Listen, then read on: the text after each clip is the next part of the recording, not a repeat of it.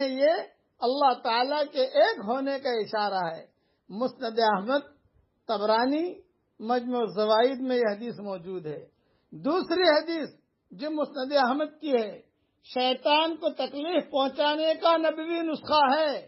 حضرت نافع رحمۃ اللہ علیہ فرماتے ہیں کہ عبداللہ ابن عمر رضی اللہ تعالیٰ عنہما جب نماز کے قاعدے میں بیٹھے تو اپنے دونوں ہاتھ اپنے دونوں گھٹنوں پر رکھے اور شہادت کی انگلی سے اشارہ فرمایا اور نگاہ انگلی پر رکھی۔ پھر نماز کے بعد فرمایا، رسول اللہ صلی اللہ علیہ وسلم کا ارشاد ہے، یہ شہادت کی انگلی شیطان پر لوہے سے زیادہ سخت ہے۔ یعنی تشہد کی حالت میں شہادت کی انگلی سے اللہ تعالی کی وحدانیت کا اشارہ کرنا شیطان پر نیزے وغیرہ پھینکنے سے بھی